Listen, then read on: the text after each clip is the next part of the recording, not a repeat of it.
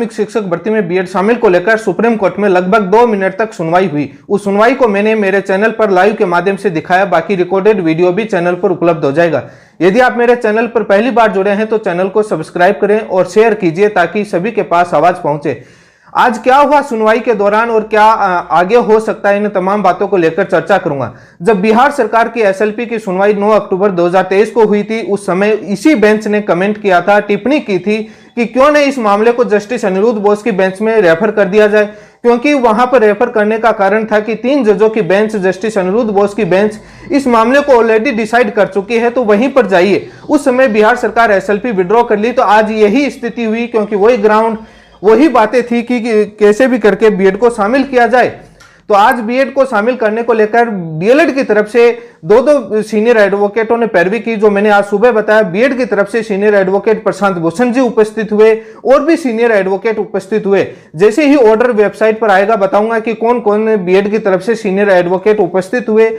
लेकिन आज इस मामले में सुनवाई में यह नतीजा निकला कि सुप्रीम कोर्ट की जस्टिस एएस बोपन्ना जी की बेंच ने उस मामले को जस्टिस अनिरुद्ध बोस की बेंच में रेफर कर दिया गया।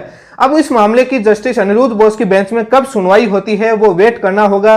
कब रजिस्ट्री उस मैटर को लिस्टेड करती है वो बता दिया जाएगा, जैसे ही ऑर्डर में अपडेट होकर आता है कि कितना समय लगेगा। सुप्रीम कोर्ट के एडवोकेटों से चर्चा करने के बाद आपको बता दिया जाएगा। लेकिन इस मामले को जस्टिस अनिरुद्ध बोस की बेंच में रेफर कर दिया गया। अब इस मामले पर सुप्रीम कोर्ट की जस्टिस अनिरुद्ध बोस की बेंच में इस मामले पर सुनवाई होगी। अब उस बेंच के लिए बिहार डीएलएड टीम और भारत के तमाम राज्यों के डीएलएड साथी एक बार पुनः मजबूती के साथ उस टीम के साथ आए और मजबूती से खड़े हों, क्योंकि उस मैटर में गए हैं 3 जजों की बेंच में।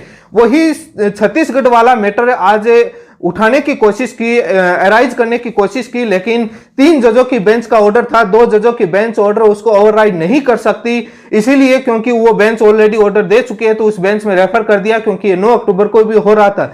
लेकिन डीएलएड टीम किसी भी प्रकार से रिस्क नहीं लेना चाहती थी, इसलिए अपने तमाम सीनियर एडवोकेट उपस्थित रखे।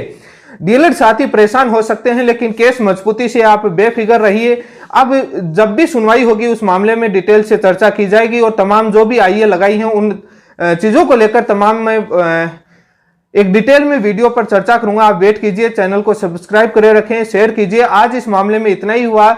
जो शॉर्ट में आर्गुमेंट हुए आपने सुना कि दोनों तरफ से, उसके बाद जस्टिस अनिरुद्ध बोस की बेंच में मैटर रेफर कर दिया गया, क्योंकि उनका सुना हुआ है।